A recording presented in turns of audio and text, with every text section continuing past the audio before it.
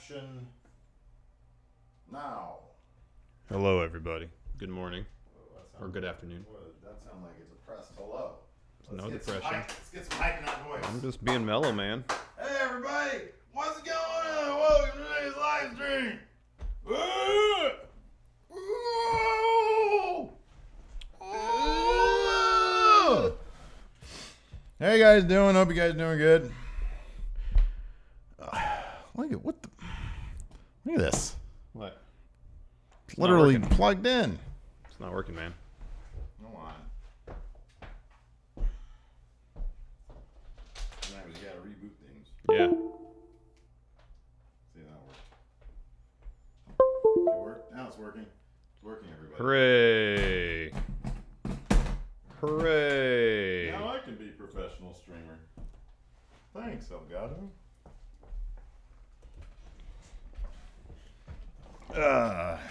Invite link to Discord. Yeah, I can handle that. Give me a second. You are invited. You are invited. Why is there audio? What? Why is there audio? Why is there audio? No, on my computer. I didn't realize my audio was on. I'm Us sorry. having audio is a good thing. Yes, Patrick would leave it. We should. July 7th. Cow Palace, San Francisco, California. I'm going to be there front row. Well, I'm don't gonna get have ahead of popcorn. yourself. Oh, front row. Because Cow Palace knows how to sell tickets.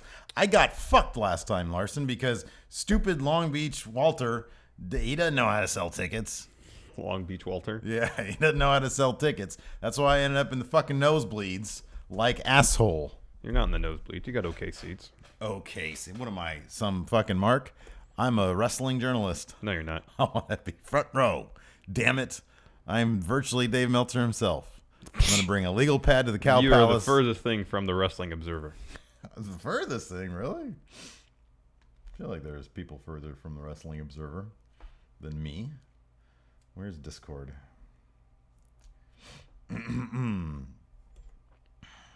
Pete Dunne is the man. Chris K is correct. I kind of get the feeling that he is that title is going to now just sort of be in NXT. Like he's going to be involved in NXT things. Mm-hmm. I get that feeling. Same here. Yes, since I watched Meltzer's work, I am the observer. I observe the observer. You are the Wrestling Observer. Mm-hmm, exactly. All right, Discord, you're doing too much. Just give me a fucking invite people. You are invited. Set this link to not expire. Sure, why not? Whatever. There. Discord server.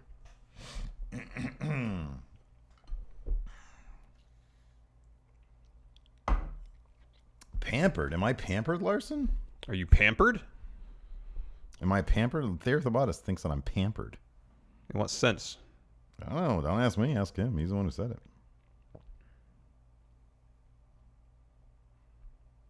Charvel said I'm a red shirt. I'm not a red shirt. I am command level. Well, I'm at least a lieutenant commander. that remains to be seen. I was watching the very first in anticipation of the Four Lights podcast. I was watching the very first episode of Next Generation, and it's weird. It starts out like a lot of the show originally was like handheld camera work. Mm-hmm. It was weird. It's like all moody and shit. Mm-hmm. Like, do you want to see the very first shot of Captain Picard Yeah. that we got to see? The capacity of Cow Palace, I think Meltzer says in the newsletter, is about 14,000, I thought. So, yeah. But apparently they could configure. Look at that. Look at that. Hella moody, right? Oh, I know. That's Isn't that good crazy? stuff. Yeah. That's dope. Anyways. I thought he said that like there was a configuration that went up to 17,000. But I really doubt they're going to go that high. No. I am not Beardless Riker. That's rude. Beardless Riker's like that's the worst, man. Ooh. That's like one step above Wesley. Ooh. Kyle Steven asks, how have you not made a Star Trek faction in 2K18 yet? Well, I'm not that nerdy. I actually hadn't thought about that. I might have to write that down. Make note. No, stop! I swear to God, someday you're actually going to write in my monitor. I have to write a note. I have to write. Yeah, notes. that's what paper's for, not my computer screen. Stop!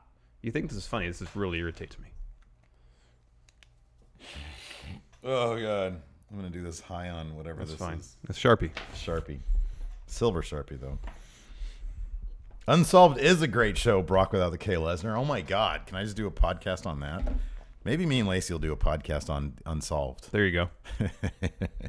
She took major issue with, so part of the core tenets of the show is illustrating that Tupac and Biggie started out as friends, and because of their circumstances is what led, the outside of their control, they got swept up in their own I thought there was some hype and fame basis, like in reality, for that. Oh yeah, I think they actually were Yeah. friends at first. Yeah. I mean, look, I take everything the show says as literal fact. Well, I wouldn't go that far. So anyways, I'm sure they're taking some creative license. Anyways, continue. Well, talk about creative license. There's a part that shows the early day, like before Biggie Smalls released his first album, him and Tupac were hanging out at a little house party, like a kickback, like a little get together, right? And at one point they're alone in a room and Tupac gets out a bag of guns and he starts showing them off. And thematically it's supposed to be like two kids playing with toys. That's what it feels like, And as one of the detectives in one of the scenes is talking about their relationship, it cuts back while that voiceover is happening. It cuts back to them playing with the guns, which is them like running through some sprinklers with like Uzis in like slow motion. And Lacey was watching it and she was like, what the fuck is that? I guarantee they never did that. Who just runs around sprinklers with Uzis in their hands like a couple of jackasses? So yes, there are absolutely some creative liberties. Do they go into Tupac's days as a member of Digital Underground at all? No, it starts after that. It starts the latest it starts is he was filming, I think the first scene, like he talks about filming the one with Janet Jackson. Oh, Poetic Justice. Yeah. And Biggie Smalls hadn't released his album yet, but he was sort of on the up and coming. Yeah. And he was like, Tupac was like, man, I've been listening to your songs, and he was like, really? You listen to my shit? Cool. Yes, I meant running through sprinkles, Alex. Thank you for that.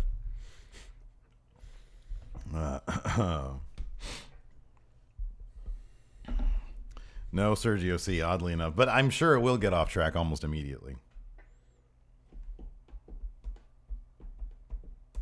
Yeah, Tupac was in the Humpty Dance video. Mm-hmm. Yep.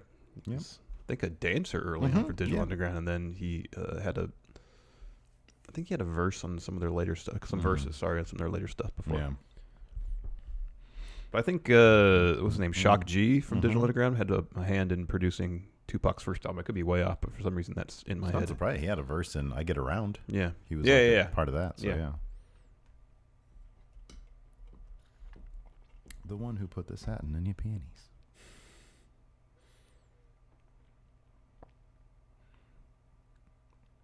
Yeah, I agree with that, Alex. The Street Profits versus Heavy Machinery felt like a house show match. I feel like the Dusty Classic this year kind of illustrates how lacking NXT is in good tag teams. Like, I don't know, shit just sort of feels thrown. Like Mustache Mountain would be one of my favorite tag teams, but they don't treat them like they're real, like they're a part of NXT. What? Brock without the K. Lesnar, Power Rank conspiracy theories on Serial. Is there Serial conspiracy theories? It sounds pretty fascinating. It sounds like something Patrick Sparks, get on it. We should definitely do research in that. Yeah, Patrick Sparks, you're our researcher for Truth Exposed. Man, I gotta get a haircut. Yeah, I need to cut my hair too. I'm waiting for the top to grow out longer for me to start growing out the sides because I'm going to grow it long again. Maybe.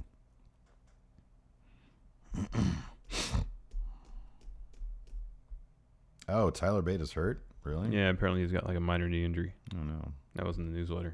He's got a I don't want to be around injury. Make more money on the indie circuit injury. General Mills has something that's not good for you. Interesting.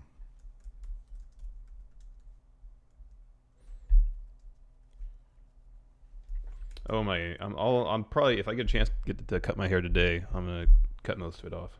Pretty short. Oh, trisodium phosphate. Oh, what is that? It's an industrial cleaning product. Ew. It's added to meat to retain moisture during storage and cooking. Acts as a leavening agent to fluff up foods like cakes, breads, and baked goods. Added to cheese to help keep its shape and melting properties. It's also used as an antimicrobial cleaner for washing produce. Poultry is dipped in a TSP solution to potentially kill off bacteria. Why should you avoid food? This is coming from the ingredientguru.com. So take it with a grain of salt. Creative liberties, if you will. Why should you avoid food with TSP? Studies have shown that ingesting high levels of phosphate can cause kidney damage, soft tissue calcification, removal of calcium from bones. Cheerios has TSP. No. Cinnamon Toast Crunch has TSP. Don't eat Cocoa either of those. Puffs. Don't eat that either. Cookie Crisp. Don't eat it. Dora the Explorer cereal. I didn't know if she had her own cereal. Golden Grams. Don't eat that either. Kix, which I did thought eat a lot of those in my younger years, but not anymore. explains your lack of. Lucky Charms. Yeah, I used a lot of those. Raisin Nut Bran. Yeah. Reese's Puffs. You. You know, I know you're not a fan of Reese's, the candy bar, but I am. But I would never eat it in cereal form. Heart Healthy cereal. Trader Joe's O's, all types. Mom's Best cereals, Honeycomb, Trix, SpongeBob SquarePants, Wheaties, and Total Raisin Bran. Wow. Just sounds like it's in everything, man. Toothpaste, mouthwash. Well, you know what? I'm not fucking dead, so I'm sure I'm fine. My bones are fine. You think they are, huh? Well, sometimes my hips hurt, but I think that's just because I'm old and could be muscular. out of shape. Yeah.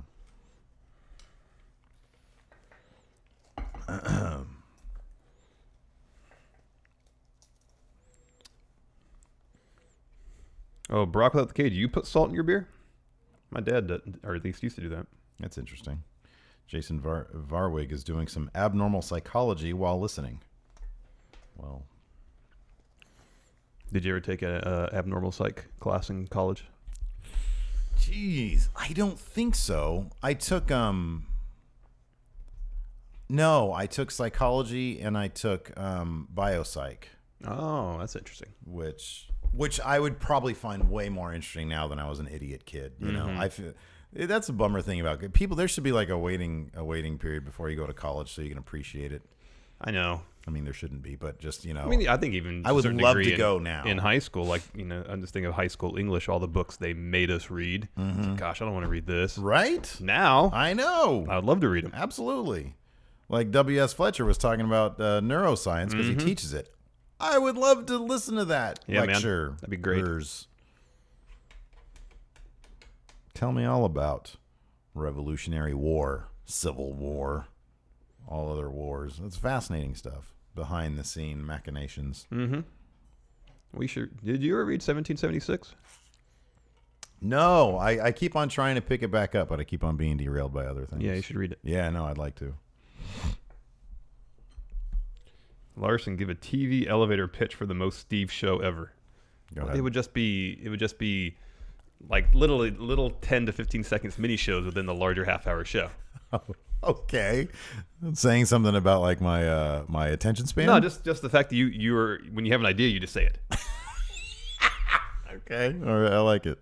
Or the two of us, you're probably the more impulsive in terms of saying what's on your mind. Yeah, absolutely. Yeah. So that's just the genesis of it. Okay, I like that. That's good. 10 to 15 seconds. I was It's sort of like Mr. Show, where they used to bounce around to little skits, Yeah, but that's great. they'd all transition. But they would be skits, 3 to 5 minutes. Just shrink that down to 30 seconds or a minute. I had an idea because remember you pitched me on the idea. We won't talk about it like in detail, but once we get the office, like the narrative thing. Mm-hmm. Well, I kind of had a counter to that, which would be a season that we did preceding that, sort of to set that up. With that was more focused on you and me, and I came up with an idea for one of the episodes today, and I really liked it, and I want to do it. Very excited about it. All right.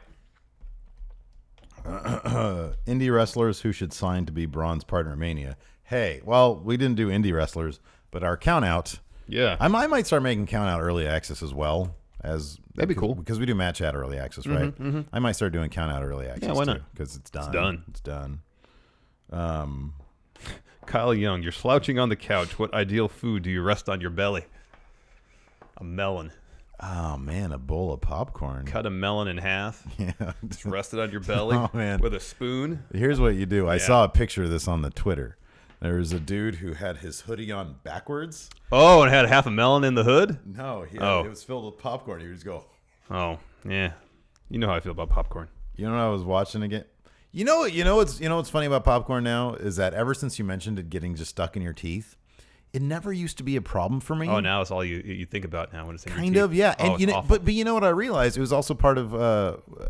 I remembered what I heard on that movie, The Trip, when Steve Coogan would talk about, or no, Rob Brydon would talk about when you get older, your gums recede, and that's why more food gets stuck in there the older you get. And now all I think about when I'm eating popcorn is my gums are receding, and that's why there's more kernels in my. Because it never used to be really an issue until like recently, but now it's more. It's irritating. It and is if I have irritating. something stuck in a tooth, Oh like, man, for a couple hours, I just obsess about it. I'll have a headache too. Sometimes I don't even know a kernel's there, but I'll be like, feels like there's pressure there, and now I'm getting a headache. But it's very satisfying when I get some floss and it comes out, and I'm like, I go like this, and I look at it, and I'm like, yeah, fuck you. Yeah, and then you go back to eating your popcorn. Right, exactly.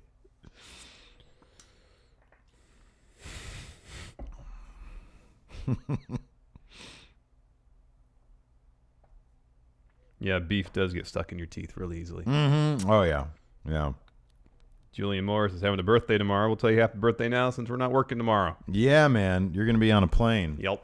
to go visit the Yankton cocksuckers. Well, no. No, I will be going to the Midwest though. the magistrate is a cocksucker. No Deadwood in my stay. No, Fucking Sioux Falls. somewhere around there. Great question, Jeffrey Nguyen. Shower in the morning or at the end of the day? End of the day. I like going to bed clean. Oh, yeah. Sometimes both. I go to the gym in the morning. So if I I'll go to the shower, yeah. and then I'll do like a refresher shower before bed. Well, yeah, twice a day is good because these days I've been going to the gym at night, and so I'll most of the time I'll shower. If I don't, I become a fucking pepperoni pizza. Yeah. Man, got zits all over me. That's it's icky, man. disgusting. You shouldn't do that. It's so bad. Yeah. So I'll do both. But then the bottom line is I've like my hair gets like so easily greasy, and so even if I take a shower at night and I shampoo, the next morning I wake up and I'm like, dude, I got to do my hair again. So I have to shower. Maybe you wash your hair too much. Yeah, I don't know, man. I don't think that's. I mean, I wash my hair every time I shower too, but I don't have a whole lot of hair. Yeah. I gotta keep what I have while I have it. All right, we gotta get ready. Oh, what? Sergio C says the zits are because of the roids, Steve. Yeah, well, they're not on my back.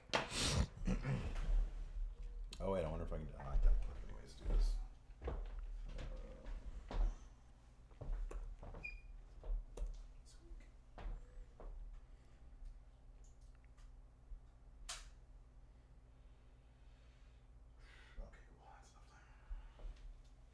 All right, here we go. We're gonna start out.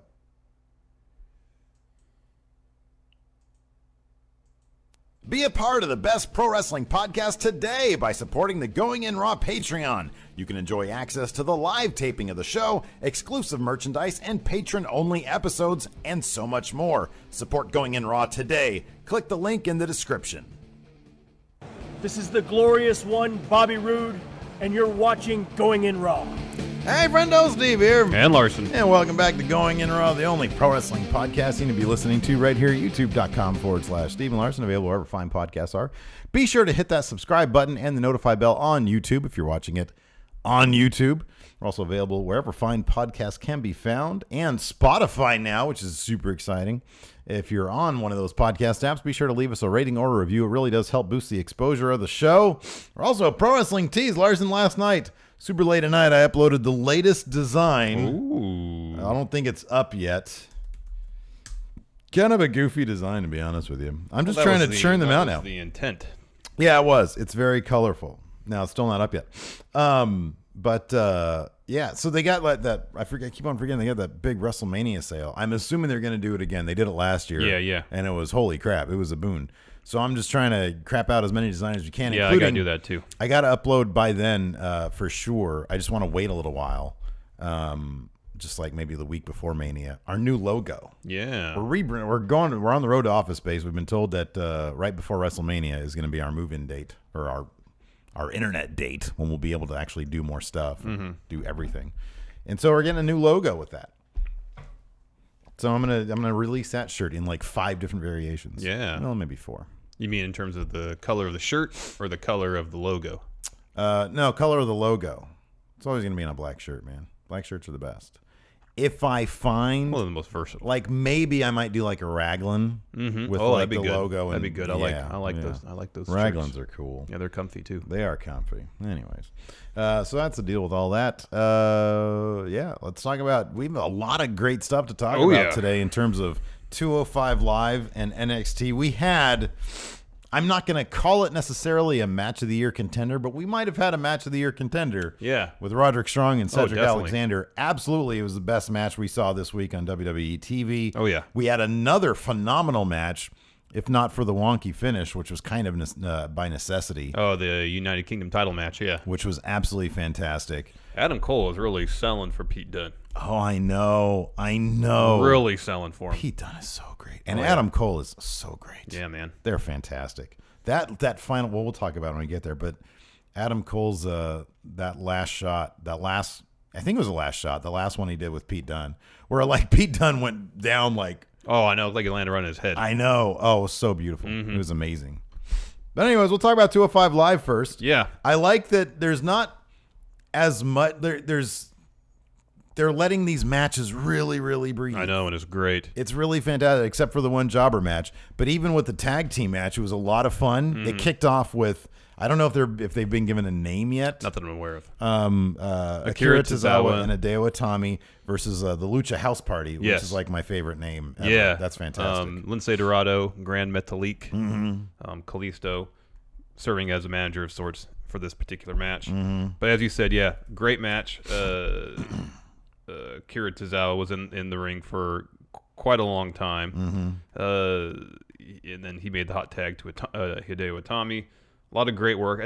This really feels like, especially watching this match, it kind of crystallizes in my mind how everybody on 205 Live right now just seems free to do what they do best. Yeah, I know. There was so much cool stuff going on. Yeah, that spot where Grand Metalik used himself as a springboard. I know what you're going to do with your fingers because he was like a this. springboard Yeah. for Lince Dorado to jump over the top rope and jump onto Tozawa on the outside. But just even how, like, Grand Metalik is smooth. He is so smooth. Yeah. And he's relatively fast. But last night it seemed like the pace was quicker. All his movements were so much smoother just because he realized, okay, I can just go in there and do what I do best. Yeah. And not have to worry about fitting into a particular style. Yeah, I know. That may be imposed upon me by management. I can just go in there and wrestle. I know. It's crazy that like on 205 Live now we get that, and on NXT we get that, and on main roster for whatever reason they don't. It's hit or miss. Sometimes, sometimes you know, they like do, on sometimes they pay-per-view don't. matches, you can tell. Okay, they just tell the guys go out there and do what you do. Right. Yeah. I mean, they book the match and set up spots and whatnot, but in terms of choreographing stuff to a very specific degree, this feels like, all right, here's your major beats. Now go and improvise the rest, something like that. You know. Anyways, Hideo Itami hit Grand Metalik with his finisher, got the pin and the win for his team. We've been hearing rumblings of a 205 Live Cruiserweight tag division. So we have two teams right now. I would suspect they would need at least two more to actually have a real division. Yeah. There's plenty of, roster members who, once this tournament is over and a new Cruiserweight champion is crowned, to have to team up to fill out this division. And if this is the quality of matches we're going to see on a regular basis, I'm looking forward to it. The thing that I really like about the idea of a tag division and why it's going to be so strong in 205 Live is because obviously 205 Live had its genesis from the Cruiserweight Classic, which made a point of going international. Yeah. And so you've got, Hideo Itami and Akira Tozawa, Japanese wrestlers. You have Lucha House Party, the Lucha style, obviously. You can team up like Noam Dar and Jack Gallagher, for example, two heels who are used to the UK way of doing things. I'm sorry, I didn't mean to interrupt you. I'm really interested to see what they let Noam Dar do when he comes back. Right. Because he wrestled completely differently on 205 Live. Well, not completely, but largely differently on 205 Live than he did in the Cruiserweight Classic. Right, yeah. He wasn't really doing a whole lot of the British style joint manipulation on 205 Live, but he was doing that in the Cruiserweight Classic, and they made a real point of saying that he was, I think, a former student of Zack Sabre Jr. They trained together or something like that. Wow, yeah. So that, he has Yeah. extensive knowledge in that type of wrestling, but you never really saw it from him on 205 Live. And what we saw last night was a hint of the kind of stuff where you can see stylistic international styles matching up in a fascinating way. And the thing that I really liked about the match that we saw on 205 Live, I said last night, but it was on Tuesday. The thing that I really liked was at the end, it wasn't like, the spirit of competition, shake your hands. There was some heat at the end. Yeah. and Lindsay and Hideo Itami started to get into it, and they all had to be sort of held back from each other. Yeah. I really, really like that. I know. They're going to really go hard on the spirit, on the competitive nature, and it's going to get what do they call it in basketball? Chippy. Yes. You know, when people start getting a little too hard with each other. Yes, yes. Of course, it isn't nearly as hard these days as it used to be back in the 80s. Oh, no one's getting knocked out in the middle of the court. No. right, exactly. But no, I'm really looking forward. If that's the direction of the tag division, I'm really looking forward to it. I think, again, we noticed in the newsletter with the ratings, number 6 again. Yep. Awesome. Fantastic. And I think if it can crack the top 5. I think that if anything will, it's going to be this week with Roderick Strong and Cedric Alexander. We'll talk about that match in a second. Well, if not this one, then I think with the hype this match is getting, because it was stellar. Yeah. People, the word of mouth, I hope, is good on it. Yeah. People hear about this match, say, "Oh, I want to check out 205 Live, see what they're doing." And then when Mustafa Ali and Drew Gulak, put on a clinic next week, maybe that's when people are like, "Okay, yeah, I'm into this now." This was in terms of getting because if you notice, by the end of the main event last night, the crowd was so into it. Oh, I know. They were so into it. And this was the perfectly booked show to get a dead crowd into the show. You had this fantastic Japanese wrestling, lucha wrestling matchup that was not too long, and it was filled with great, high-flying spots and hard-hitting stuff.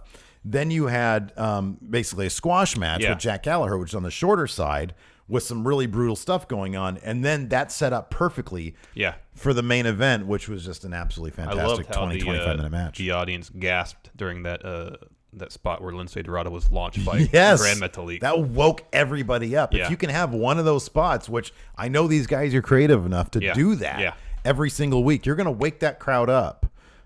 Because it is sad to see like how dead they can be, but there are ways to wake any crowd up, and these are the guys that can do it. Oh, definitely. After that first match, we have a Roderick Strong video package, and I thought the interview stuff was actually pretty well done. Me too. He seemed very comfortable. Yeah, he did. He said, I don't like to have anything given to me. I like to work for it. I like to earn it. Emphasize the importance of having a shot at going to Mania. Yeah, he needs to be, dude. They need to put him in all these guys who are. I really hope that they're going to partially use the Andre the Giant Battle Royal this year to recognize the people who really work their asses off and give them their Mania moment. Cassius Ohno and Roderick Strong are like number 1 and 2 on that list for me. Other guys, Mustafa Ali, who I would love to see him move on. I think it's a 50-50 between him and Drew Gulak, but I feel like they're going to go heel face with Cedric now. And then next week, I will say this: I understand your point of view on the heel face dynamic for that match, but at the same time, if the show is more about spirit of competition, not so much in characters, it'd be great if they had Cedric and Mustafa. I don't think they necessarily need to worry about the heel face dynamic in that match, because I think they're worried about, okay, what's the best match we can book for Mania? And as we saw during their match a few weeks back on 205 Live, Cedric Alexander versus Mustafa Ali will be phenomenal on that stage, letting them go out there, do what they can do. Let's say that Cedric versus Gulak would be bad. I'm just saying, if you want to wow the crowd, give him Mustafa versus Cedric. And it's kind of a better story. Yeah. And it would reward the fantastic character work Mustafa Ali has done. And on top of that, the thing that I would like about it would be you would have an instant story built in with Drew Gulak lying in wait for whoever comes out of Mania as champion. Is probably going to be Cedric Alexander. So yeah, no, I like all that. I'm just honestly at this point I'm torn as to what I want to see. I really am, because I could see, out of all 4 of these guys, I don't have a definitive. Who do you want to see? On the biggest event? It could be any combination of those 4, and it would have been satisfying. It could have been any combination of them. So I don't. It'll be interesting to see. I wonder if who they pull the trigger on. If Roger Strong's going to stick around on 205 Live going forward. God, because they still bill him as NXT superstar, and he was prominently figured in NXT. Have him pull double duty as long as possible. 205 Live, he only has to do 1 day a week. Then he goes to NXT, and that tapes once a month. Yeah, I mean there's house shows for NXT, but put him on SmackDown Live also. Yeah, I can watch him wrestle all day long. Yeah, he's fantastic. And the thing is, like, I am a big personality guy, But dude, I don't care if he literally talks like I am wrestling machine. I think I'll watch him. The interview bit he did last night, I thought it was really good. I thought it was really good. And he didn't cry. There was one line where it felt a little too rehearsed, but otherwise, which one was that? I don't remember exactly what it was. Okay. I was making my eggs while it was on, but I was looking at the screen while it was I meant to make note of that one line, but for the remainder of it, like he sounded really natural and was really effective. I thought it was really good. Yeah. Let's see here. After that was Jack Gallagher versus Murphy Myers. Good looking dude. He looked familiar. Yeah, he did. He looked kind of like Buddy Murphy. Maybe a little bit. A little bit. He looked like a combination of Buddy Murphy and Pulse. When are we going to do our Pulse? When are we going to do our collaboration? Yeah. It makes me laugh. Rockstar Spud. Drake Maverick came out for commentary in this match. Drake Maverick. And he was great. Yeah.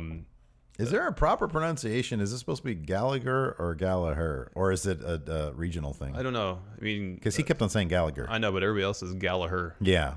So I don't know. Anyways, and this is a fantastic showcase for Gallagher's. Mean Jack Gallagher. Yeah, exactly. None of the cutesy stuff. It was all just him, and I loved that they're letting him do that to the fullest, and I love that his finisher was a headbutt. Yeah, no, that's what it should have been from the get-go. I know, I agree. That was fantastic. And there's another wrestler who's well versed in the British style of joint manipulation. Yeah, exactly. Yeah, and as we saw in his match against Mustafa Ali, where he kind of had the repackage with the new tights and everything.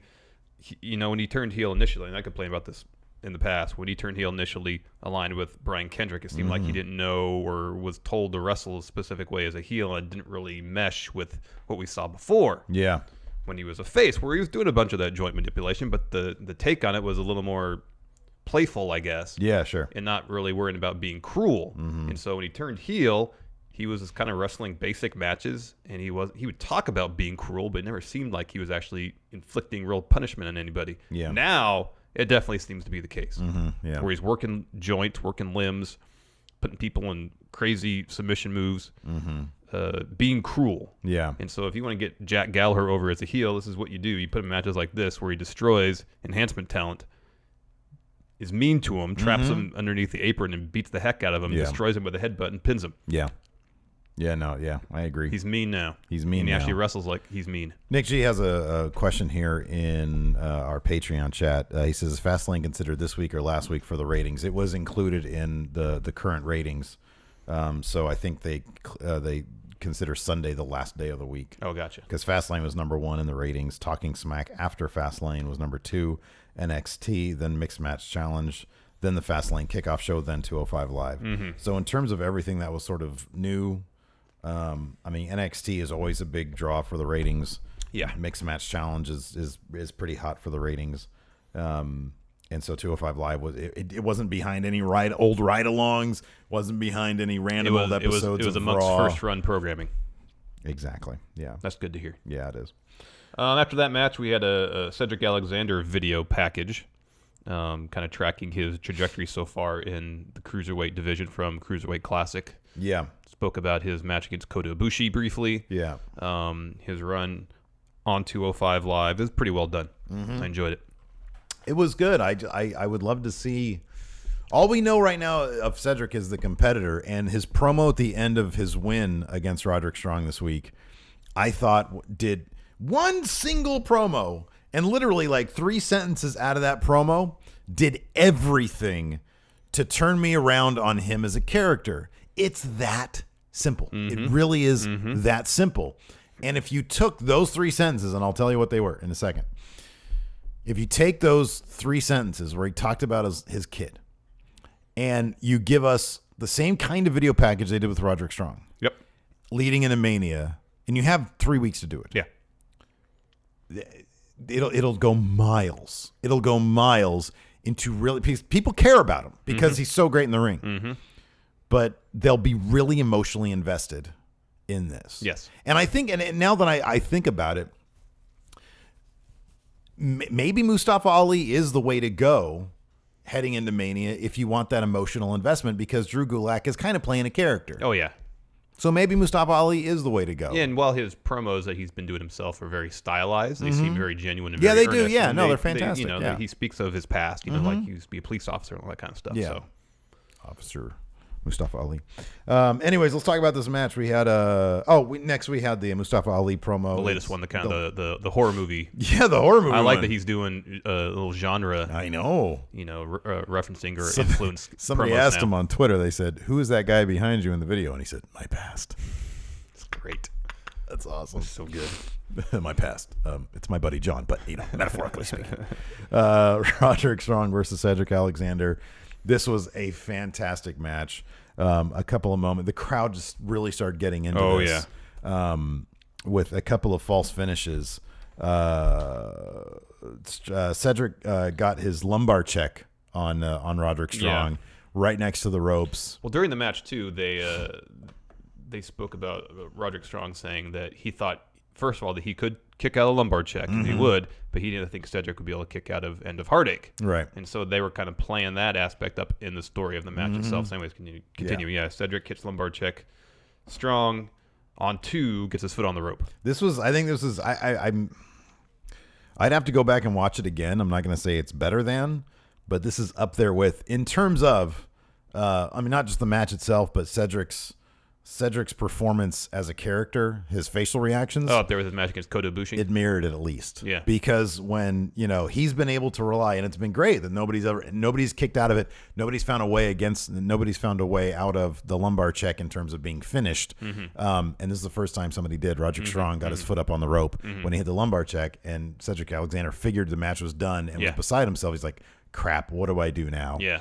Well, it's kind of set so both competitors were so confident in their finishers and the destructive capabilities of it and his ability to finish matches that they thought, okay, I hit this, done. Yeah. And so they're kind of blasé about which leg they hooked going for the pinfall. Right, exactly. And it's amazing. It's a testament to the talent level of both these guys that they managed to the symmetry of the spots between their finishers in basically the same exact spot in the ring. No. It seemed like a matter of inches. I know. It was incredible. It was so great. I know. I was like shouting out loud when I was watching it this morning. It was fantastic. So they go to the outside. They go onto the apron. Oh man. And Strong, dude. I know it's like it's. Roderick Strong truly is a strong individual because he hit an Olympic slam. Yeah, kind of. He has Cedric in the Olympic slam position and then just throws him off the apron onto the ring post. So his lower back basically hits the top of the ring post and he goes tumbling down. I'll say this. I saw this with Xavier Woods when he hit his head on the ring steps of Fastlane. Not a huge fan of the convulsing. When you're selling something and you're convulsing, because it doesn't really feel real. Yeah. But that's such a minor equivalent. That's such a minor thing, you know. It's so silly. At the same time, though, they have to project pain. From I know. Us at home, but people on the back. You're right. You're right. Necessarily for 205 Live taping, but I'm just saying, everybody in that arena has to know what's going on. Yep, absolutely. So they get back in eventually. Yeah, Roderick goes for the count out win there. Yeah, he yells at the ref to start counting. Count it, ref. Yeah. Cedric gets. Well, it's weird because Cedric got back on the apron right after 9, and then Roderick I think did a running knee towards him, but Cedric never made it back in the ring. Right. Yeah. So I guess since Roderick hit Cedric again, that broke up the count. Yeah. Whatever. It's a minor quibble. Yeah. In any event, Strong ended up hitting his End of Heartache, like you said, basically in the exact same spot that he got hit with the lumbar check. Cedric got his foot up on the rope. The crowd went crazy for that. They were into this big time by this point. Oh yeah, because it was hard hitting. They were working each other's backs a lot. Yeah. A lot of great striking stuff. Yeah. Especially towards the last half. It was at incredibly that point, fast paced. When Roderick Strong So they traded some blows. They traded some counters. They started trading punches, And then Roderick said, come on, let's do this. And they just started going fast and furious at it. And the crowd really started getting into it at that point, big time, too. So that was a fantastic sequence. Anyways, Roderick Strong hits a running knee, I believe. Sets up for End of Heartache. Nobody has a better collapse than Cedric Alexander. I know. He does collapse better than almost anybody. He does out in his feet really well, too. Yes, he does. Yeah. So while Roderick's setting up for End of Heartache, Cedric rolls him up, picks up the win, and Roderick Strong immediately just shattered, heartbroken Yeah. that he lost. Yeah. He's on the verge of tears, it seems like. And I love the roll. That's why he needs a big win at some point. I They know. need to give him Well, that's kind of the story. He never wins the huge match. And his story in NXT right now is they pushed it again last night also. He wants another opportunity in the UK title. He needs to win that UK title. That'd be cool. That'd be so great. But yeah. And the roll-up, here's the thing. Roll-ups can often be not believable. Yeah. Roll-ups can sometimes be when you're sitting there and they're just doing this and it's a blasé one. That roll-up was quick. The count was quick. Yeah. And it was like a snap roll-up with some strength behind it. Yeah. It made sense. It felt real. And it made sense for the story of the match, too. Yeah, absolutely. Yeah. Yeah. To have it because the victory could be snatched at any moment, and it was. Yeah. And that makes it even more heartbreaking for Roderick Strong because it got stolen from me essentially. Yeah. What was Roderick Strong saying to Cedric after the match before he left the ring? I didn't notice that. They were talking. Were they? He was Okay. talking to Cedric, and I thought he said something like, "You earned it." Okay. I yeah. couldn't tell. That could be. There was no mic or anything on. That could I be couldn't because tell. then they go to interview Cedric in the middle of the ring, and the crowd starts. The people that were still there were chanting, "You deserve it," and he says, "Thank you." He says, "But I didn't deserve this. I earned it." And he said, "Every morning I wake up, my 4-year-old daughter calls me champ. calls me champ and kisses me before I go to work." And he says, "Now I'm going to go to WrestleMania," and I forget what her name was, but he calls her by name. And he says, "I'm heading to WrestleMania where I'm going to be the next cruiserweight champion." And that I thought that alone, that right there, It seemed like the emotion was pouring genuine. out of him was genuine. Was completely yes. genuine. Yes. And that right there is more character that I've seen out of Cedric than I have since the Cruiserweight Classic when he was showing all this character in the ring. Yeah. Since then, it's sort of. I feel like he hadn't really been given. If a guy can bring his character, if you can book matches, if you can book stories to the degree that a guy can bring out his character within the context of that story, that's ideal. And he hasn't been booked in a story that's warranted it. They had him with Goldust for a period. I know. They had him, trying to match wits with Enzo. It's just. And everybody, whenever they were matched up against Enzo, it's like you're just thinking, why am I matched up with this guy? I can wrestle circles around him. I know. And like thinking back on it, now that we're given what we need to be, what this should have been the entire time, it's like, good God, what were they doing with that crap? It's all Vince. Yeah. If reports be believed that he thought the show should be focused on characters. Yeah. And not in-ring action. So yeah, just an absolute, definite match of the week, maybe match of the year. I mean, it's going to be in there in the top 20 for WWE, I'd say. Oh, yeah. It'll make our short list of contenders, too. Absolutely. So really fantastic stuff, and it really had me. This was what I needed to see from Cedric to give a shit about his match at WrestleMania. I'm there. I have it. I'm really happy right now. Next up, let's talk about NXT. Yeah. There's lots to like about this. There's lots to really like about this episode. You know what it is? Here's the thing about NXT. I feel like it's not a true episode unless we get something like what we got last week in the carport. Oh, yeah. I love the impromptu press conferences. The little character bits. The little character bits that are so silly and funny and make NXT so charming. Yes. However, we did get something that was very charming at least at the very end of the episode with Aleister Black. Oh, yeah. I thought that was great stuff. It kicked off with a Dusty Rhodes Tag Team Classic match between Sanity and Riddick Moss and Tino Sabatelli. They were still kind of pushing the tension between Moss and Sabatelli at one point, where Sabatelli gets knocked off the apron accidentally by Riddick Moss. Yeah. And then Sabatelli eats a fun splash from Nikki Cross.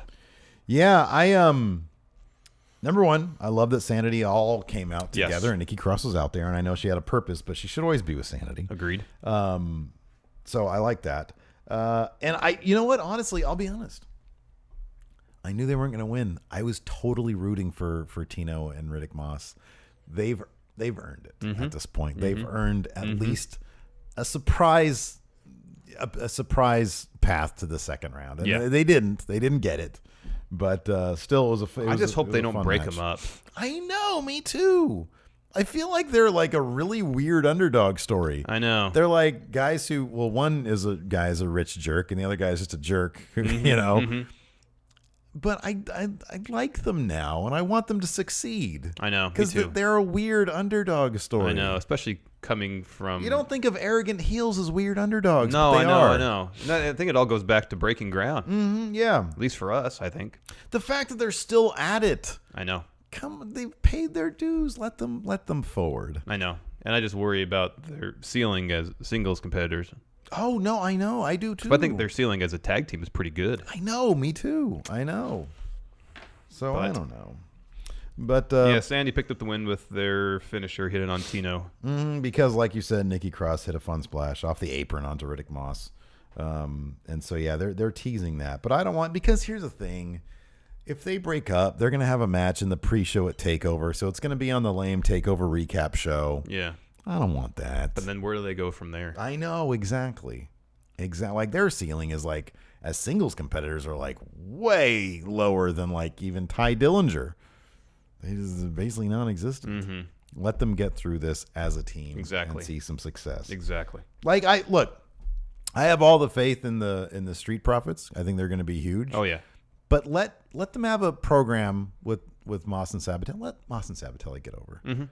Street Pro, or even Heavy Machinery. They kind of had like a mini program thing. Yeah, yeah. But even then, Heavy Machinery won because that's when they first started teasing the problems between Moss and Sabatelli. Let them get some dubs, man. I know, I agree.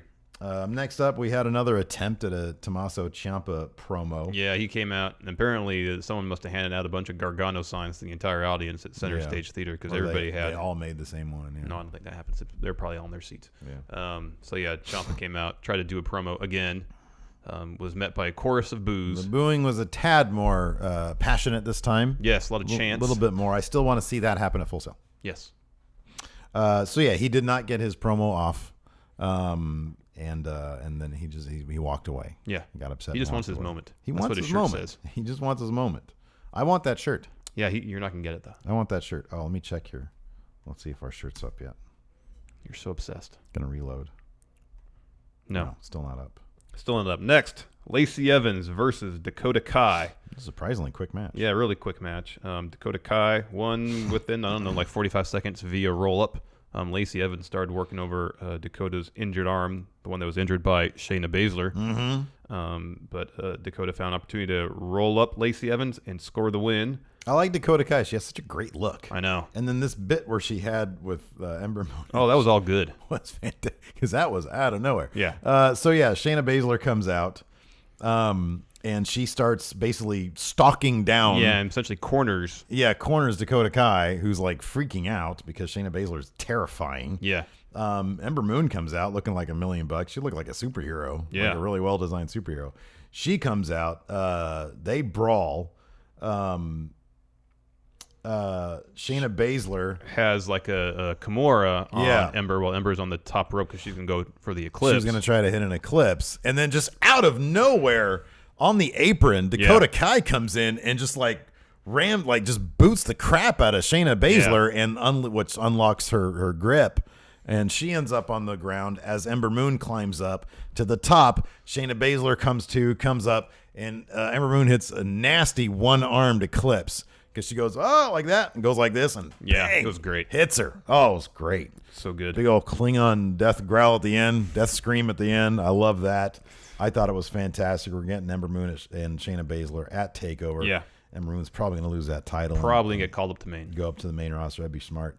And it'll give, hopefully, Dakota Kai like a program with Shayna Baszler to kick things off.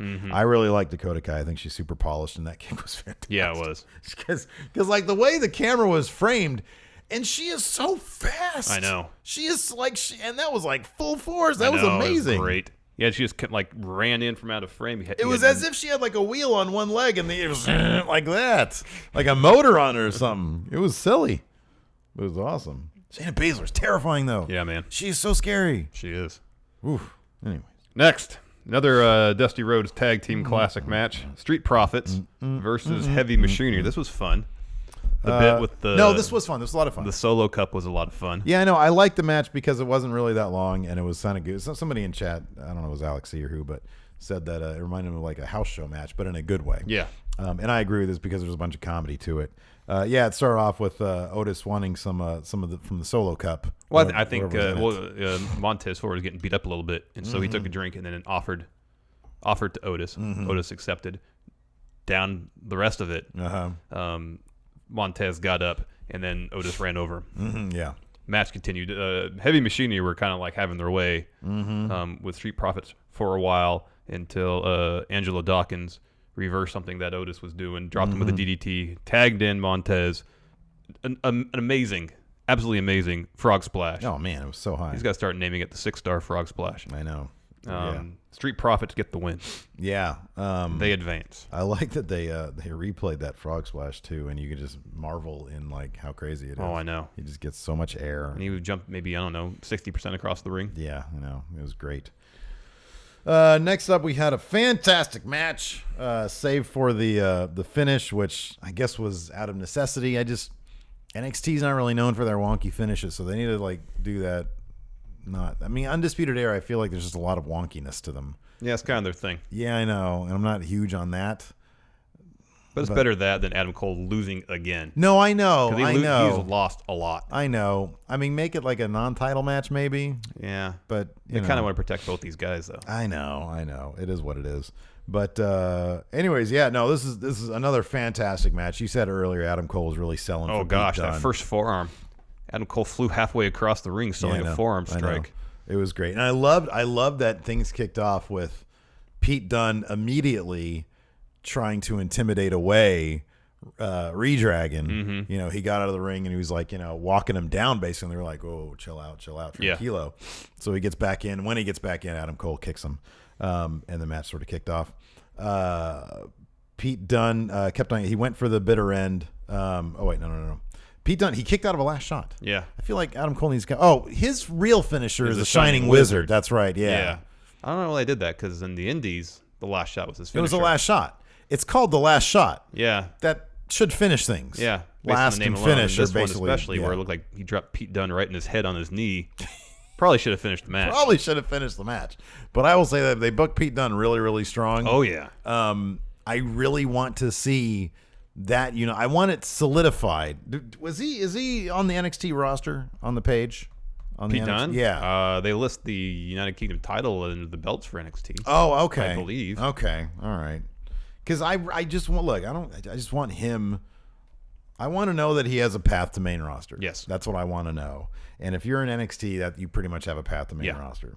But no, it was a fantastic, really physical match, really brutal.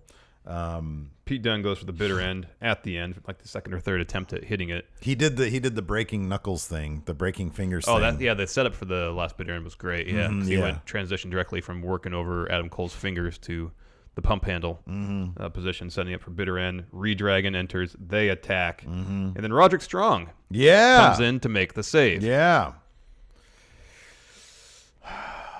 And then Pete Dunne, Roderick Strong extends his hand. This is a sign of respect. Pete Dunne just kind of pats him on the shoulder and walks out. Oh, I love that. Pete Dunne is so great. I love that. Yeah, he just sort of pat him on the shoulder and went. He has the best shoulder shrug. I know. Pete Dunne's shoulder shrug is the best. Yeah, that's true. But I don't know. I like Pete Dunne's because it kind of looks natural. Well, yeah, it's genuine. Yano's like, the Benny Hill of New Japan. Because, it's like genuine. But, so, I don't know. I read some spoilers. So it's difficult to start speculating when you know what's going to happen. Feels like we're going to get an alliance between Pete Dunne and Roderick Strong. Yeah. I do wonder, is there any chance? I actually kind of don't know. I know that they team up. I don't really know much beyond that. All right. I do. Okay. If this leads to an alliance between Pete Dunne and Roderick Strong, do you know how far out that goes? Mm-hmm. Well, at least in terms of the next set of tapings, yes. Yeah. I just wonder, do you think, is there any chance this is a path towards Roderick Strong turning heel, joining Undisputed Era? Because I always feel like whenever he's mixing up with Undisputed Era, I'm always keeping an eye on him. I thought that was going to happen at War Games. There's a possibility, I guess. Okay. All right. We'll save whatever for whenever it happens. that is the one thing about NXT. It's like, I don't know what I can really talk about or speculate, which is one of the more fun things about stuff. I know. Because stuff has already happened. And but then when they do the tapings, I can't help myself but to read what happens. To a degree, well, for one thing, I can't help myself reading my own Twitter notifications half the from time. other friendos saying, "Did you guys hear about this stuff?" Which is fine. You guys are enthusiastic. I think it's great. Yes. But I don't know. I kind of don't want that to happen, though. I don't want Roderick Strong to go heel and turn and go to the. I don't either. I don't want that to happen. I think he's got a great story right now. I would love to see. I'll put it this way. I would love to see this ending with Roderick Strong, because they did note that at the end of that segment that Roderick Strong still wants another opportunity at Pete Dunne in the UK title. I want him to get that, and I want him to win. I think he'd be a great next step for the UK title, as making it kind of like another NXT mid-card belt, which, spoiler alert, blah, blah, blah. So anyways. Let's talk about this last segment. It was supposed to be Aleister Black and Andrade Cien Almas signing their contract for their takeover match for the NXT title. Yes. So Aleister Black comes out first, looking like $1 million in his suit. Yep. So he's in the ring. Almas's music hits, but he's not there. It's just Zelina Vega. Yes. She walks down to the ring. She starts talking about how Almas isn't there. And I love that Aleister Black starts trying to look under the table, trying to see if he's hiding somewhere. Well, he's doing that, but he's also trying to find. So, like, he was doing that at first. He's like, "Where is he? Where?" Apparently, Aleister Black is great at comedy too. Yeah, like, and apparently. I've seen his PWG stuff. You saw the thumb up the butt thing, right? Yeah. So I've seen that stuff, and I know he's no stranger to comedy. But this is the first time I saw it like in high def on this stage. The first time we've seen it in NXT. Yeah, he's looking around. He's looking under the table for him, which is a hilarious slight to Almas's height, which doesn't end with Almas. And so he's doing that, and then she stops her. She's like, "Would you pay it to?" Like, she's just like, "Stop doing that." Would you? And he goes like that. Yeah. He puts his hand in her face. And he picks up the table, moves it closer to the ropes, and then sits down in the middle of the ring, and more or less says, "Now that I'm at your height." Yeah, exactly. Now that I'm at your level. Exactly. You can continue. And she's like, "How dare you disrespect me?" At one point, I think she slaps him, and he gets this great look on his face. Yeah, that's towards the end, Yeah. Oh, the bemused smile on his face after the slap was so good. It's so fantastic. Anyways, so she slaps him. He gets up because I forget exactly what he says to her. He just made a bunch of short jokes. Right? Yeah. That's pretty much all it was. He just made a bunch of short jokes. That's right. That's all it was. That's right. It was fantastic. Talking about how Almas is going to come up short. Yeah. There's one other one too. Yeah.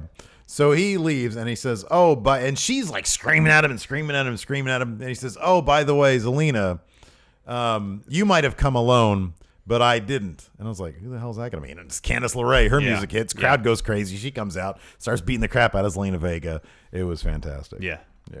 So that was awesome. It was great. Fun way to end the show. I wonder if they're going to have Candice versus Zelina. Well, I guess not. Takeover. Probably not. Yeah, I don't know. I don't know. I did the TV tapings didn't inform you on that. I'll read spoilers, but it's 90% of it I'll forget. Yeah, I know. Me too. I'll just kind of scan through it real quickly and then on with my day. Yeah, I don't know. I mean, she has to be in there in Almas's corner. Vega does, yeah. Vega does. Yeah. So yeah, I don't know. Maybe it's more likely that she sort of serves as a counter to Zelina Vega, because Vega, obviously she gets involved in the matches. Yeah. Maybe Candice will just come out and act as a deterrent to that, and then that'll lead to a proper feud between the two of them, perhaps. I don't know. But, yeah. I do like, though, on Twitter, Tommaso Ciampa posted a picture of himself in front of like a crowd of people with signs, and he said a picture says 1,000 words. And then the next picture he posted was of Aleister Black and Candice LeRae smiling at each other. Yeah. He says, "I wonder what this picture means." I know. That too. Oh, he's so rude. He is. He's mean. God, he looks amazing, though. I like that picture he put up on Twitter, too, saying something and then also take note of the vascularity of his arms. Right, he's ripped. He's got, his veins are like fucking vacuum tubes. Yeah, man. They're huge. Let's answer some questions. Foxy, the Foxy Fox. Hey there, friendos. Is Rusev in danger of becoming SmackDown Live's Bray Wyatt? He's over as hell, but loses all the time. Thanks, guys. Have a great day. Bray Wyatt was never as over as Rusev is right now. But I see the point. Yeah. Yeah, I don't know. I mean, I think Rusev, the thing about Rusev is that he's got enormous staying power. Mm-hmm. And so far, he's even kept the Rusev Day thing fresh. Yeah. There's always a new sort of twist on it. And they're always coming up with new merchandise and stuff. And it's not the only thing he does. Yeah. Like they've got the Lana is the bet, that thing. Lana is number one. Yeah. So they've got that kind of stuff. Did you see, sorry to interrupt you, notice the mixed match challenge promo he and Lana did before their match? I didn't. Oh, they ran it during SmackDown. Okay. They seemed like they were on the verge of laughing the entire time. I feel like they just give Bray Wyatt nonsense to say, and that thing got old really, really quick. With Rusev, he seems like he's a creative guy who people just want to love now. Yeah. And I don't have any fear that he's going to turn into Bray Wyatt. I don't know that he's going to be in line for a singles title, although maybe when the Bob Roode, Jinder Mahal, Randall Orton thing is settled in a couple months, maybe they'll reward him with a U.S. title reign. But I also see him as the kind of guy that maybe they think he doesn't really need a title to be over. So if they can continue to find interesting feuds for him, that would be probably the best case scenario for, not the best case scenario, but hopefully that'll be the thing for him. Yeah. Let's see here. I had a question here. Oh, the Draft Master, Robert Chacon. Power rank top 5 tag teams that you guys want to be added to the 205 Live Tag Team Division. Number 1, Danny Burch, Oney Lorcan. I saw you looking up Danny Burch. What is his weight? 190. That's why I looked. I know Oney Lorcan's already over. He's already been in 205 Live. 205 Live before. That'd be great. Could you imagine like a series of matches between him and if they put together Gallagher and Noam Dar? Yeah, man. Oh, it'd be fantastic. So good. That'd be great. No, I like that one. We don't really need any more. This is an interesting question. Embryonic reflection. How would a wrestler go without thumbs? So if a wrestler had no thumbs. Well, we've seen it with the Messiah. Well, he had parts of thumbs. He wasn't. Were you there with me when he got mad at somebody in the crowd? Yeah. It was like one of his. Well, like the first show we went to with him after that incident. Yeah. And when he wasn't totally without thumbs, I think he was just missing part of it. Nubs. Yeah, well, that sucks. So he can still grab things, I think. So for those of you who don't know who the Messiah is, he was a wrestler in the Los Angeles area. Part of XPW. And the story goes that he was having some sort of romantic interludes with the wife of XPW's owner, yes. Right, exactly. And then XPW's owner, Rob Black, sent some thugs over to go take his fingers and maybe his dingus also. Mm-hmm. But luckily they didn't take his dingus. They made off with like a finger or something, or like a part of a thumb, I guess. Yeah. Really weird. Yeah. Really weird. Yeah. And it's all alleged. Well, people did take his fingers. Yeah, he was missing part of a thumb. But I mean, Rob Black never got like charged or anything with I'm aware of having sent people to take his fingers and penis. And then that's when we used to live in LA. Yes. And did you say you did or did not go to that show? You were there with me because I just remember somebody like he came out, to drop a promo, and then somebody in the crowd, some wise, some joker in the crowd, cracked a thumb joke. Oh, he said, use your thumb in the eye. Knowing full well that was now. He was missing a thumb. Part of a thumb. His missing chunk of thumb. Yeah. And he said, "Who said that? Who said that?" That's funny. Bro, you gotta have you gotta know that somebody's gonna crack a thumb joke at your expense. I know. That sucks. Totally sucks. This is an interesting question here. I'm just trying to think. Could you grab someone for an Irish whip if you have no thumb? You'd have to just use your hand. They'd have to do the other guy would have to do the work, it's which still is possible. most of wrestling anyway. Yeah, it's totally possible. Totally man. possible. I've seen people wrestle without legs, without arms and stuff. Yeah. It's possible. Be done. Sure. Dong Diggler has an interesting question here. He says, Ciampa versus Gargano, potential best match of TakeOver New Orleans. Gargano's been fired. He's gone. Yeah. He's not. He's now out of it. They've made it clear that he is gone from NXT. Gone. Completely gone. We're not going to see him again, right? Never. Do the spoilers tell you otherwise? We're not going to see him again. Never. Okay. Joe Shea, Cedric Alexander versus Mustafa Ali at Mania is 50% of the way from happening. If it does happen, where does the storyline go from there? Who leaves Mania with the belt? Does anyone turn heel? So the last question, no, I don't think so. Cedric will probably win. It's got to be Cedric. It's got to be Cedric. Mustafa Ali, he will have his time. Oh, yeah. If he keeps on killing it the way he's killing it. Oh, I know. But it would be kind of a tragedy at this point for Cedric to have had that much sort of, booked in his favor, and then he comes up short. It has to be. It has to be. Yeah, it has to be. I hope they give. First of all, I hope it's on the main card. Probably won't be, but I hope it is. No, I think it's. I think the idea that they're saying, and I could be completely wrong about this. They're making such a big deal about it. I know. And the fact that they want to make 205 Live a bigger thing. Open the show with it. Yeah, right. Yeah. Open the show with it. Do they always open the show with the Andre the Giant? No. They don't. Okay. No, last year was in the pre-show. Really? It was in the kickoff last year? Yeah. Okay. All right. And then when Baron won, it was like the third to last match. Okay. Yeah, open the show with it, not in the kickoff. Yeah. U.S. title match will probably be in the kickoff, but not cruiserweight. Yeah, I could title. see that being the case. Baron the Cat Taxidermist. Given that NXT has a grittier, darker tone to the show, Justin Look, he feels certain characters make sense for it and not the main roster. Which main roster characters do you feel fit the aura of NXT better than where they are currently? The essence of Bray Wyatt fits better on NXT than it does on Yeah, I agree with that. Raw or SmackDown. If they kind of, which is why they always put him in the freaking boiler room or whatever. I know. They always put him in the bowels of the arena. If they kind of tone down the more supernatural aspects of his character, he'd fit right in on NXT. Yeah, I agree. Still. I mean, that is kind of my concern of Aleister Black. I hope they don't put him on SmackDown. Although I think Triple H thinks the world of him, and I think he's going to make sure he goes on Raw.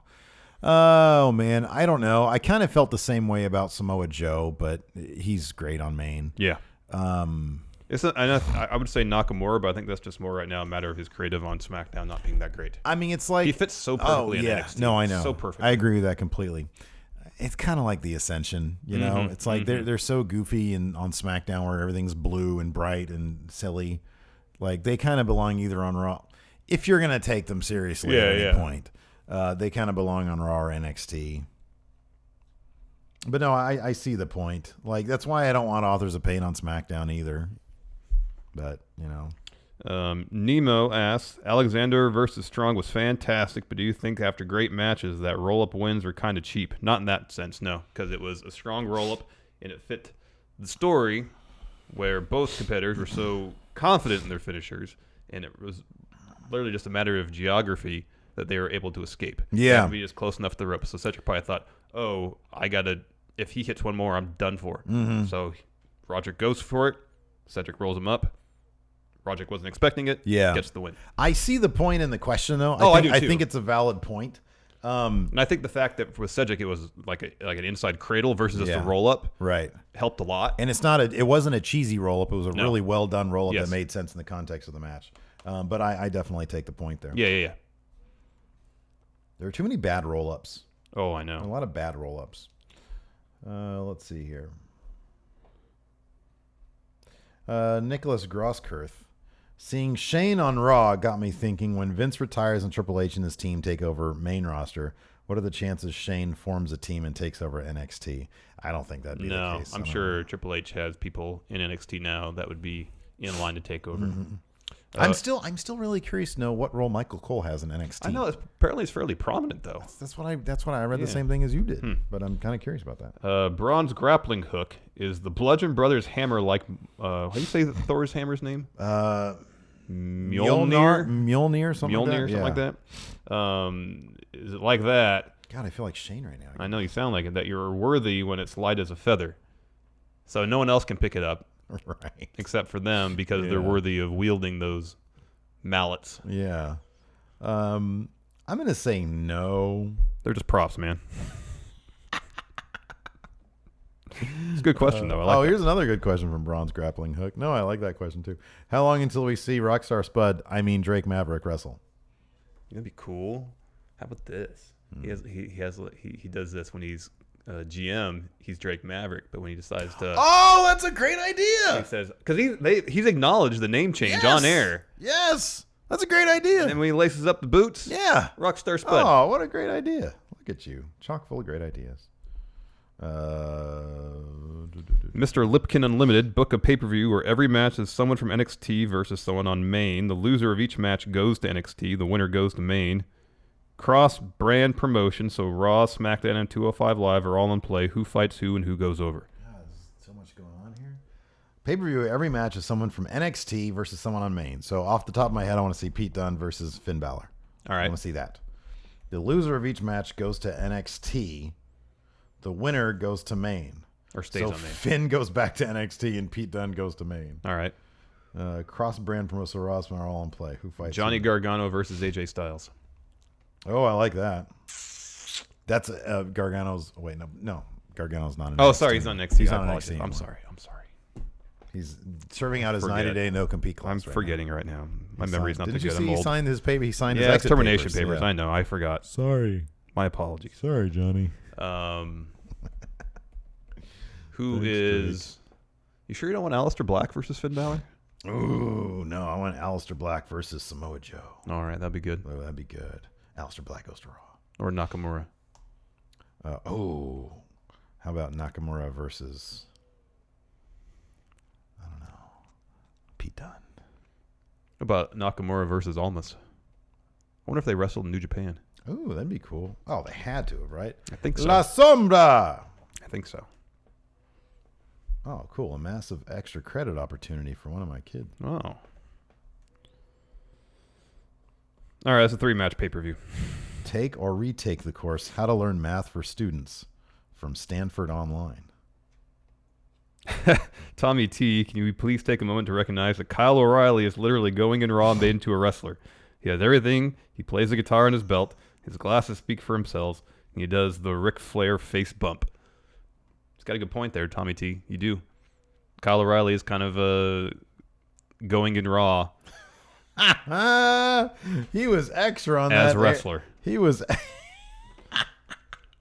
he was extra on that guitar last night. Yeah, man. He was like super into He was really it. swinging the hips. Yeah, it was a lot of hip swinging there. Still doesn't do strumming with the hand. Does it all with the hips. It's all with the body, man. It's all in the body. Exactly. How great is Adam Cole's face, too? Oh, man. He looks like Tom Cruise, but not creepy. Johnny Ireland. I think the cruiserweights should be dispersed throughout all 3 brands while still having 205 Live. Is this a good idea? I actually look, man. Don't fix it if it ain't broken. Yeah. 205 Live has not been on Raw. I do like doing Roderick fine, Strong yeah. doing double duty. Yeah. But that's pretty much it. Although wasn't there like something that was saying that the 205 Live, the cruiserweight title was going to be defended at takeovers? Oh, I didn't see that. Okay, maybe I just read some random person on Twitter. That's always possible, and I mistook it for real news. Okay. I mean, the cruiserweight title should be defended on main roster shit. Quarterly, 205 Live should have their own special events. I agree with that. As long as 205 Live isn't like the end destination for wrestlers who are 205 pounds and less. Yeah, right. That's No, what's I most agree with important that. for I me. agree Like, with if that. someone gets popular enough on 205 Live and doing good enough work, they should have every opportunity. They should have the to opportunity go to Raw or SmackDown and compete for heavyweight titles. Larson's Black Cat stepfather. Hey, friendos. Power rank your top 5 Steve voice impressions. His new favorite is Mark Calloway. Thanks. A new favorite. Somebody mentioned the other day that my Mark Calloway sounds like a John C. Reilly. As like Cal, I think. From Talladega Nights. Yeah, which I can actually see a kind of little see. bit. Shake and bake, man. Shake and bake, Bobby. Yeah, a little bit. I love, that movie is really like, when I think about it, I'm like, yeah, it's okay. But then whenever I watch it, it's like on TNT all the time. Yeah, it is. God damn it, it's funny. I don't think I've seen it since I saw it in the theaters. You just photoshopped my head out of my family's picture. Put your own, taped your own there. And there's like ghosts in the house. No, you stole my wife. You're living in my house right now. I know, but I thought we could be friends. Getting back to his question, your Baron voice is good. Triple H is good. Your Shane's good. I can't do that, Shane. I can't even try doing the... All I do is like snort. And then one person on Twitter, I felt kind of bad. One person on Twitter said, okay, I get it. I know how Shane talks. Can you stop doing it? Every time I hear you on the podcast do it, it gives me fits. Yeah. I'll be honest, it's good, but it's hard to sit next to. I know, right? It's so I gross. just feel like I want to blow my nose. I know, it's on SmackDown every week. I can't listen to the guy. I know. All In champ Jose GGR. Oh, that's a good question. Who on NXT is call up in danger of losing all momentum on main like Ty? Who will gain more momentum than imagined on main like Elias? Wow, that's a tough question That to is. answer because I had no idea they had the plans they had for Elias, and then Triple H literally said, "Yeah, this guy, I knew that he was a main roster star, and wasn't even fit really for NXT, which is a crazy concept." I know. I'll be honest. I'm kind of worried what Almas's fate is going to be on main. Yeah, man, me too. I agree. As far as someone in NXT that's going to fare better on main.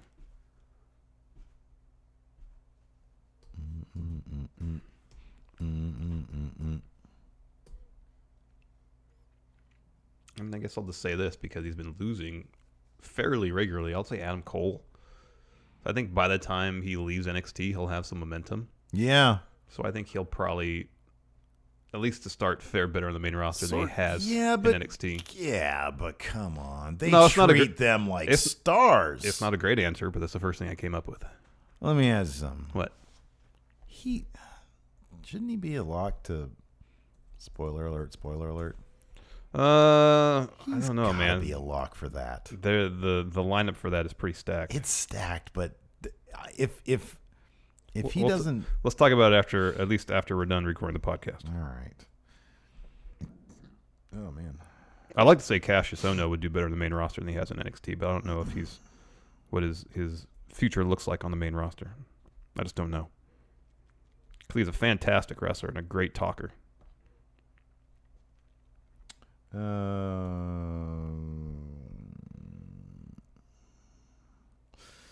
So this is, I mean, we haven't talked about this in a little while since Enzo's been gone, since all that happened. But James Rodriguez here says, I think it's no secret that 205 Live has become a much better show with the tournament, the introduction of Drake Maverick, and Triple H having more hands in the show in general. Was this a direct response to Enzo's release, or do you think they had planned this before his release and that was just a coincidence? I wonder if they just feel like Enzo's release was an opportunity to hit the reset button. I think you're right about that. Because if he hadn't been released, I think Cedric would have won the belt at the Rumble. Yeah. They would have continued on as planned, I think. I think you're right about that. I mean, if you think about it, it would have been a huge risk to the direction they ended up going in was so drastically different than the direction they were in. I can't help but think you're right. They lost the guy that they thought could be the centerpiece of the show, and the show was sinking. And I think it was just an opportunity for them to completely rethink it. But without him being released, it might have still happened, but not when it did. Yeah. I think it would have taken... It would have had to hit rock bottom in terms of viewership or something like that. Yeah. But I don't know. I mean, it's an interesting question to ask. What if? Yeah.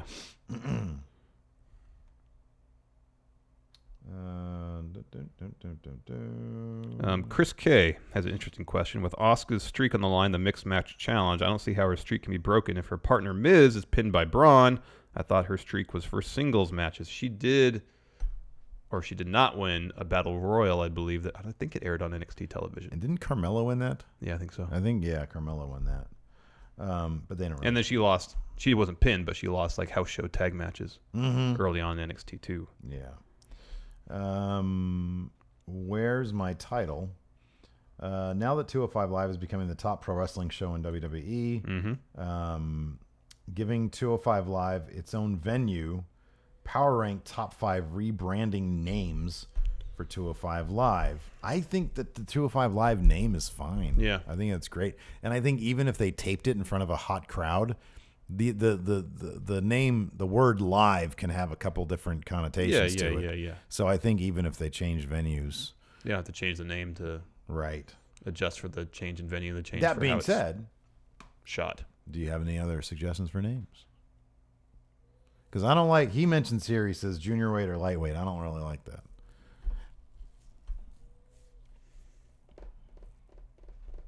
No, 205 Live's fine. Fun wrestling. Yeah, fun wrestling's good. There you go. Oh, man. What time is it? Oh, I think we're good. Anyways, that's it for show. Yeah, show is over. The show is over now. Have a good weekend. Oh, we'll be back on the Dirt Sheet tomorrow, actually. No, we We don't really call it Dirt Sheet anymore. You do, but I don't. I do. Hilton, can you hit music, please? You're obviously holding the button, the apparatus with the button to play music. This controls Hilton. Hilton, can you now do title, please? Where's that wire go? Hilton. Oh, dear. Bye, everybody. Bye. Oh, shit. Oh, that's good. That was premature. Oh, man. Oh, whoa. Someone says Moolah Battle Royal officially being renamed. Oh, Alex C, breaking news. All right. What are you going to do? Come on.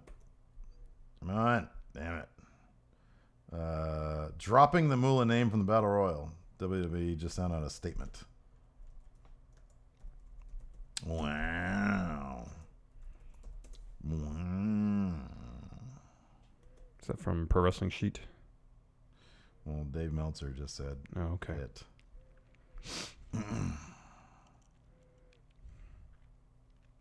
Oh. Yeah, it's probably on the website. Yeah, I got it. Pro Wrestling Sheet, I got it.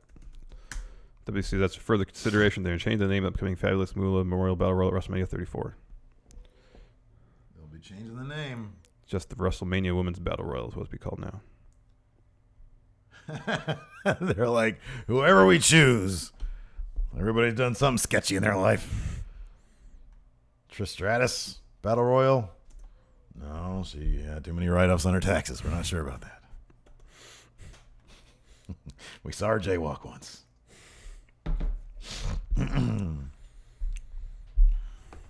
Well, there we go. There we go. Yeah, I don't know if they're just going to call it the WrestleMania Women's Battle Royal. Boy, that's lame. I mean, it's not as lame as Fabulous Moolah. Better than they were going to name but it. I don't really see them calling it China either. Yeah. Oh, wow. Kyle Young, this is a great question. You're a young lion outside the ring during a Suzuki match. Oh, dear. How do you conduct yourself? With great caution. As far away from Suzuki as possible. Great caution. If he's there, I have a ring in between us at all times. Yeah. Charvel's worried about when they call up Candice LeRae. It kind of, that's a wait and see, isn't it? Like, you got to wait until she's had an NXT run and see how the crowd responds to her. Mm-hmm. Lacey she was like, oh, she's cute. And I said, here's a t-shirt of her in a tag team called the World's Cutest Tag Team. And it's one with her bloody face. And she was like, oh, that's cool. The NWO Tori Wilson Battle Royal. Yes. That's great. This Alex C, the Spider Battle Royal Yeah. Oh, that's fantastic. Well done, Alex C. Patrick Oliva, if Lance Archer comes out of Strong Style Evolved, do you stay in your seat or run to concessions to avoid water? I'm far enough back to be out of the spray area. Zach Stolpa, if Joey Ryan were to ever get to WWE, what would be his top feud? Who could Joey Ryan feud against? Seth Rollins. The Velveteen Dream. Oh, that'd be good too. The one man immune from the what do they call it? The U-Pornplex? Yeah. Or is it U-Porn that? I thought so. Yeah. U-Porn. Messiah Battle Royal. Alex C says, go to concessions first, get your own water. Oh, yeah, that's good. That's a good idea. That is good. Down some water, and if he starts to load up on you, start to load up back. Jeffrey Nguyen, is 10th row a safe distance enough from Archer spray? I don't think it is. He's a pro at that, man. He knows what he's doing.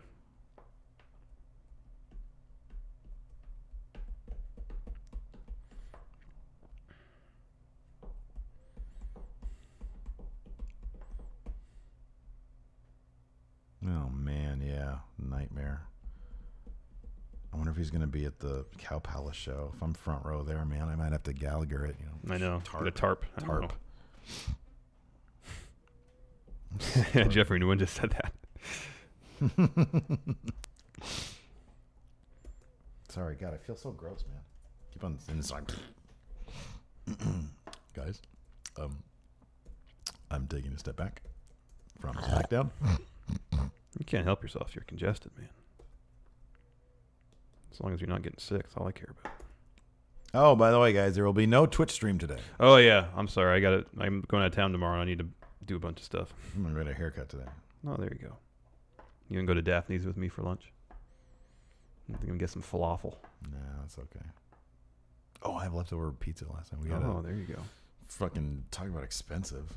Round table? Mountain-sized Mountain Mike's. Oh wow. Plus a little personal pizza for Alabama. Mm-hmm. Because she gets her own pizzas. I like making the other kids jealous by being so loving towards Alabama. It's my favorite thing in the world. So she got her own little personal cheese pizza. Yeah. It's like $46 for that little personal pizza plus a mountain size. Oh my gosh. No, it wasn't Mount Vegemite. It was whatever their meat lovers is. Oh, okay. I forget what they call it, but fuck. Meat Mountain. Yeah. Is it? No. That's what the Arby's sandwich was. It's so it had good, all the though. meats on it. It's so delicious. Yeah, there's a Mountain Mike's that's going into Rancho over in Old Gold River, I guess. Oh, nice. Let's see if the new shirt's up.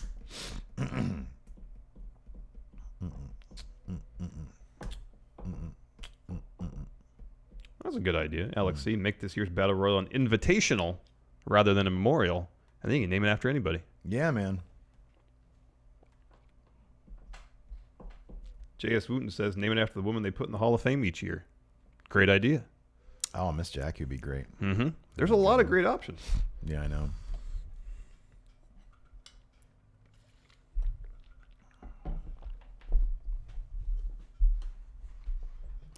They should just make up somebody, like a fictional historical character. All right.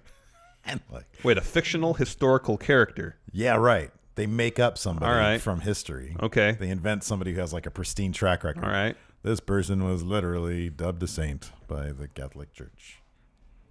Jason, we shot Matt Chat yesterday. We shoot every Wednesday. Yes. Middle of the afternoon. So the deadline for questions, submitting questions, is Wednesday about 1:30 p.m. Pacific. And we put up a thread on Patreon. So keep an eye on that for that thread. But you can email them to us at stephenlarson@gmail.com anytime you want. J.S. Wooten says Miss Elizabeth died of drugs. Or Lex Luger. The Lex Luger Memorial Battle Royal. So, like, are the women superstars that were forced to say nice things about Fabulous Moolah? Do they get now to delete those tweets? I hope so. And take that stuff back in video form? I hope so. That'd be nice. You need to make an old-timey name like Mildred Burkup. Yeah, there you go. Exactly.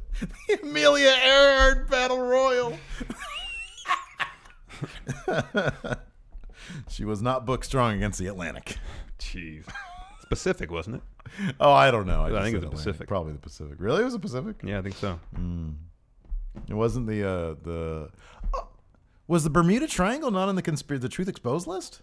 Patrick Sparks. Where's the Bermuda Triangle? That's like the biggest conspiracy of all time. Odd forces of weird gravity and stuff. Yeah. I think it's just a really stormy part of the Atlantic. That's why planes and boats would. Apparently, at least one of the women on the main roster had no idea how bad Moolah. Wait, what? Katie Vick Battle Royal. The major guns over the top Battle Royal. Oh, that's pretty good. That's good. Tommy Cat. Good day, Stephen Larson. Another joyous edition of your wonderful podcast. A delightful part of my workday. Well, on this first list that Patrick Sparks sent us, no Bermuda Triangle. Patrick Sparks says, it's been solved. It's clouds, I thought. What are you talking about? The Bermuda Triangle cannot just be clouds. This is also like just speaking historically. We know Bigfoot doesn't exist. I know. It's just a dude guy in a suit. But come on. It can't just be the Miss NWO Battle Royal. Oh, that's great. Oh, man. can't just be clouds. I know. Freaking clouds aren't going to change like your magnetic your compass. I know. Going all crazy. I know. A cloud formation in a triangular shape. It's literally just one triangle-shaped cloud hanging over the Atlantic off the coast of Bermuda. That's enormous. That's huge, yeah. It's been solved. It's just clouds. It's just clouds. That's my new favorite thing. Why won't this damn computer work? It's clouds. Well, there's my compass spinning around. Clouds. Clouds, man. It's clouds. Get out of the clouds and you'll be fine.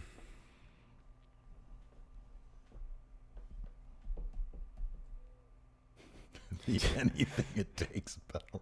JS, this is what Patrick Sparks says. JS Wooten knows that's how the clouds and magnets in air pressure. It's how the cloud. It's how the clouds and magnets and air pressure. That's not even an actual sentence, Patrick No, but Sparks. it's great. JS knows it's how clouds and magnets and air pressure. What the? He's so. Have the bees taken over his phone? Apparently. Oh my goodness. Oh God. You guys are too much.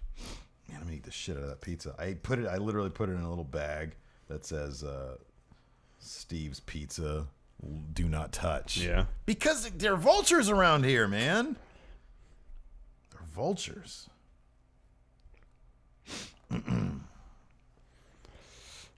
Don't tell you.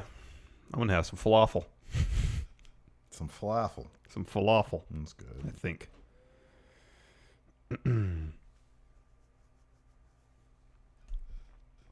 We got a lot to get through. We did have a lot to get through on Dirt Sheet today. If we're going to talk about this Moolah stuff, but now that's kind of changed the name. Yeah, no, it's good. It's great. It's great they did it. We have that. No, that's a good story though. No, it's a great Because story. it has an end to it. Yeah, no. So yeah, we'll talk about it. I know it was open-ended before. Yeah. I mean, before it was just, okay, we'll just block the comments on this video. Mm-hmm. That's them not acknowledging the problem or acknowledging it but not dealing with it. I Now like it's that been dealt with. I like that they did this now and not like tonight, so that we already recorded this and then we'll look like assholes. Yeah, but now we're up to date. Because here's the thing, we look like assholes a lot. Oh, yeah. I want to minimize the amount that we look like assholes. Live sex show battle royal. Jeffrey Nguyen has a decent idea. Women's Revolution Battle Royal. Yeah, that's a good one. That'd be cool. Edge's zero ass battle royal. Let's see if the shirt's up yet. Nope. Not up yet. No shirt yet. When are you gonna do this? Conglomerate. I don't know if I am. I'm just gonna do it myself. No way. Yeah, I will. My shirt. What is the name of this font? Not going to tell you. I'll just rip this then. I'll stir blanc.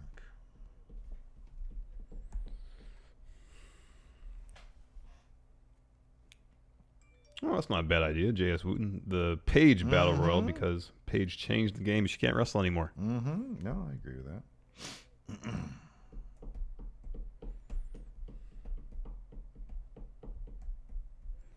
Oh, wow, another. Bueno. Nice.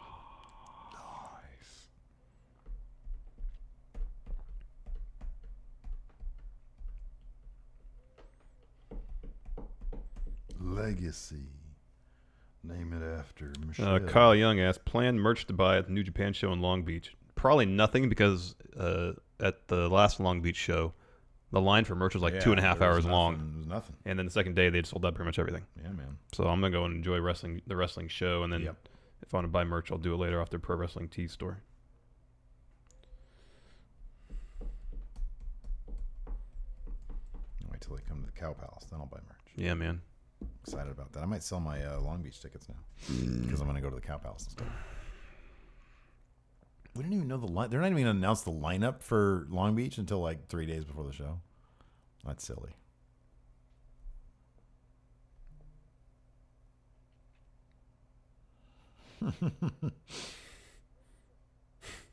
Get these nuts. Get these nuts. Get these fucking nuts. Sister Abigail Battle Royal. It's Bray Wyatt and like his moo-moo.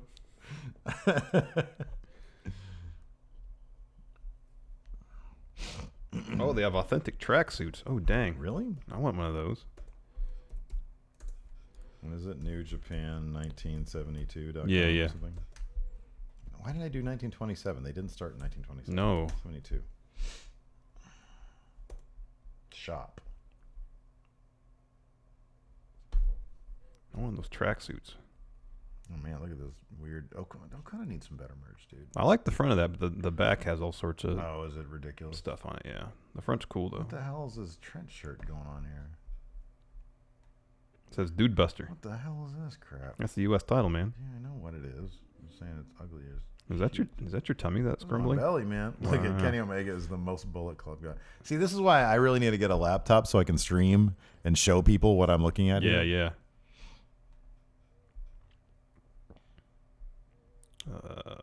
Outerwear. See these tracksuits. Oh wow, look at that. That's incredible. Do you think Shibata got? The Shibata shirt. That's a great shirt. Did he? That looks like the Misfits font. It looks like the Warriors movie. That's the font. Oh man, that's great. Whoa, that is awesome. Look at that. Whoa. Oh, yeah, there's man. Makabe rocking the tracksuit. Wow. Can we wear those matching to freaking? Oh man, look at that. To Cow Palace. I'd do it. How much is that? $135. It's not terrible. No, that's a good deal for the entire tracksuit. Yeah, man. That's a good deal. That's quality, man. Man, And that's how do cool. where do I get it? Like, do they send it to me? Yeah, They ship it to me? yeah. Really? I think so. Can we match at the Cow Palace? Sure. You want to do that? We'll do that. They have a thing on here, how to order. You have to set up an account, I think, on this platform or whatever. How to buy. Wait, J.S. Wooten, are you serious about this? Snickers told WWE to change it? Change what? The name of the... Oh, really? Is Ooh. that... Where'd you get that from? Because, like, I don't really want to do any research.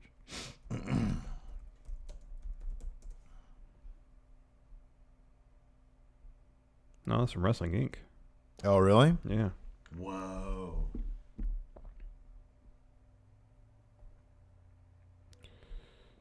Oh, fans have also been contacting Snickers, which is sponsor WrestleMania, while WWE has not responded to a request to comment. Snickers has. And Called said the that, decision to name the Battle Royal after Moolah unacceptable. Wow. We were recently made aware of the WWE's decision to honor a former wrestler during the upcoming WrestleMania 34. As a principle-based business, as a long champion, creating inclusive environments that encourage and empower everyone to reach their full potential. Wow. This is unacceptable. That's why it was changed then. Wow. And they released a statement. Wow. That's crazy. Wow. Yes, Jeffrey, when we do make money from somebody giving us a Twitch Prime subscription.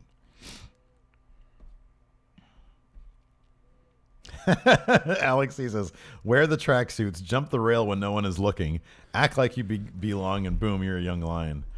I'll do it after a Suzuki Yeah, I match. was going to say, though. don't do it before the Suzuki match. Exactly.